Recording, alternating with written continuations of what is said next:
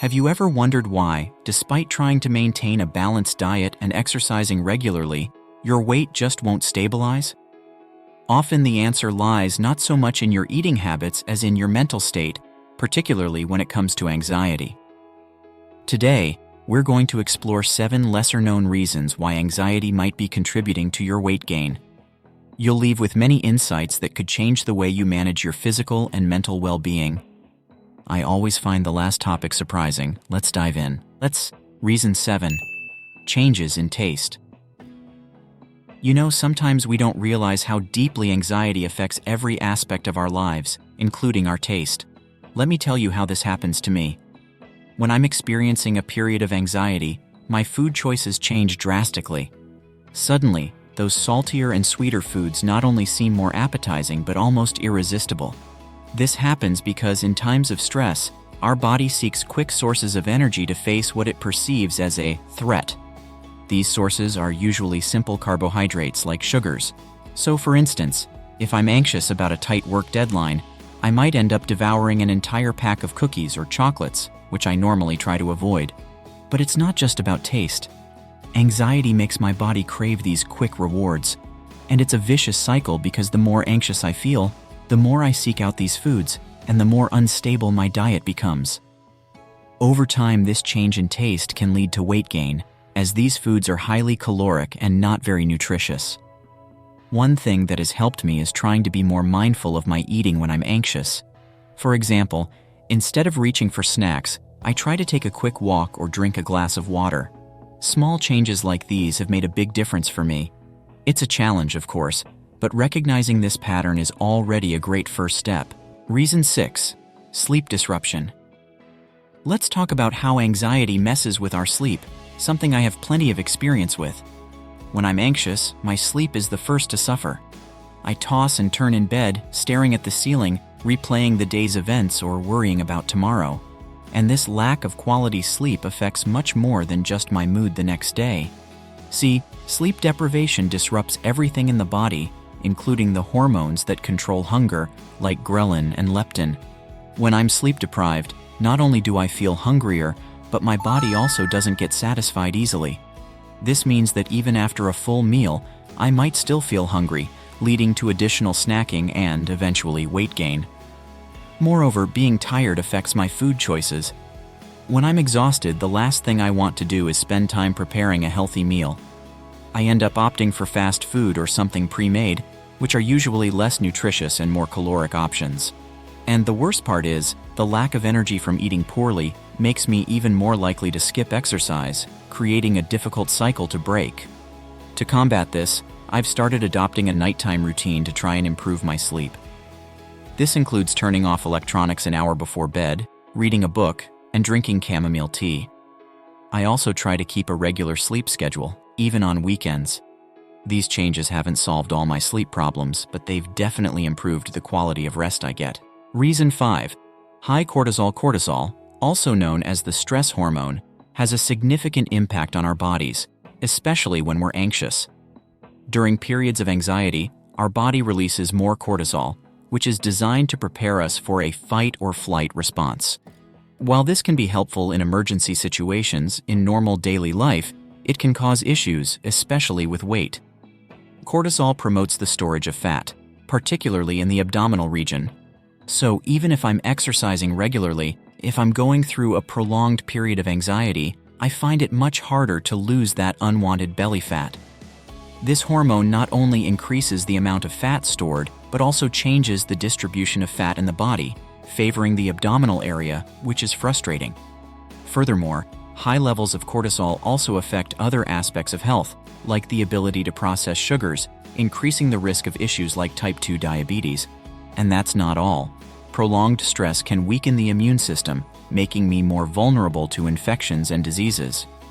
To better manage cortisol, I've been trying to incorporate relaxing activities into my daily routine.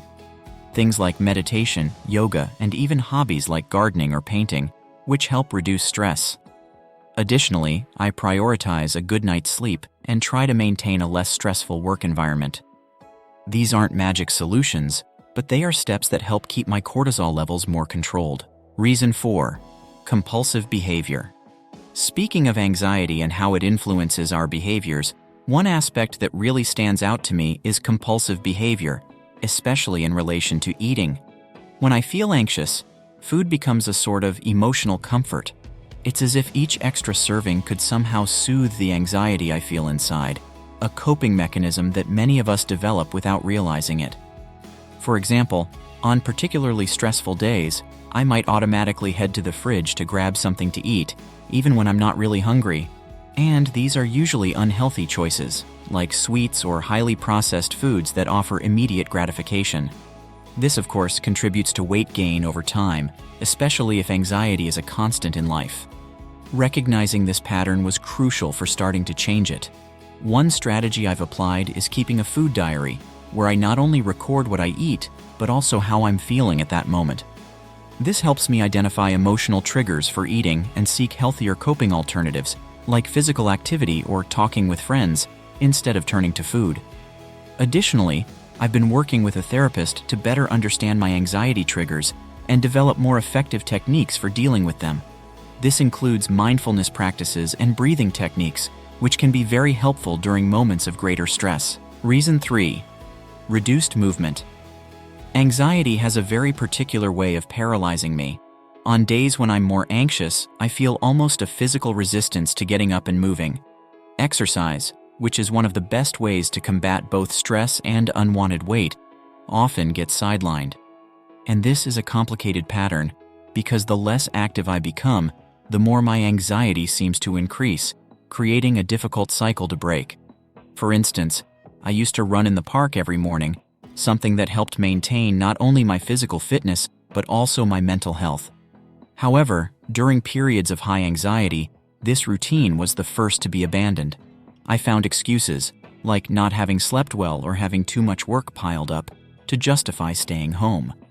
This not only affected my physical condition, but also made me more anxious throughout the day because I wasn't using one of my main stress management tools. To address this, I started setting smaller, more manageable goals for physical activity. Instead of running 5 kilometers every day, I started with short walks, just to keep the body moving. Gradually, this helped me resume the habit of exercising regularly. I also explored other forms of exercise that seemed less intimidating when I was anxious, like yoga or dance. Incorporating friends into physical activities also made a big difference. Exercising with someone not only motivated me not to cancel plans, but also made the activity more enjoyable and less of a chore. This helped rebuild my exercise routine in a way that also supports my mental health. Reason 2. Social isolation. It's important to talk about this, as social isolation is another effect of anxiety that can have a profound impact, not only on our social lives, but also on our physical well-being. When I'm anxious, I tend to close myself off, avoiding social interactions that could actually be beneficial. This retreat causes me to miss opportunities to engage in physical activities that usually occur in groups, like walking with friends or attending group fitness classes. For example, I always enjoyed playing volleyball once a week with a group of friends. It's a great form of exercise and a fantastic opportunity to socialize. However, during times of intense anxiety, I found myself making excuses not to go. The result? I not only missed the chance to exercise but also to interact with friends, which could help reduce my anxiety. Isolation can also intensify feelings of anxiety and depression, and often I respond to this by eating more. It's as if food becomes my company, which of course contributes to weight gain. Moreover, being less active socially reduces the motivation to maintain healthy habits, which are more easily sustained when shared with others. To combat this, I've made a conscious effort to stay in touch with friends and family, even when I don't feel 100% comfortable socializing. Technologies like video calls have been a blessing, allowing me to keep connected with loved ones without the need for physical meetings, especially on days when leaving the house feels like a Herculean task. Including socialization as part of my anxiety management routine has been essential. It helps me feel less isolated and creates a support network that is crucial for difficult times. Here's one more reason why anxiety might be influencing your weight. Reason 1. Increased insulin sensitivity. Chronic anxiety can alter how your body responds to insulin, the hormone responsible for regulating blood sugar levels. When you're anxious, your body is in a constant state of alert, which can make cells more resistant to insulin. This means that your body needs more insulin to process the same amount of glucose in your blood, a condition known as insulin resistance. This condition not only increases the risk of developing type 2 diabetes, but also makes it easier for your body to store energy from food as fat, especially in the abdominal region. So, even if you're eating the same amount of food as always, chronic stress can lead to unwanted weight gain. Moreover, insulin resistance often leads to a vicious cycle of hunger and weight gain. Because it prevents glucose from properly entering the cells, the body interprets this as a need for more food, even if you've already consumed enough calories. Therefore, you feel hungrier, eat more, and as a result, gain more weight. To tackle this challenge, one approach might be to focus on a diet high in fiber and low in simple sugars and refined carbohydrates, which can exacerbate it. Regular physical activities and relaxation practices to manage anxiety are also essential, as they can help improve insulin sensitivity and maintain a healthy weight. These are the 6 lesser discussed aspects of how anxiety can influence our weight. I hope sharing my personal experience has helped illuminate some of these connections for you as well.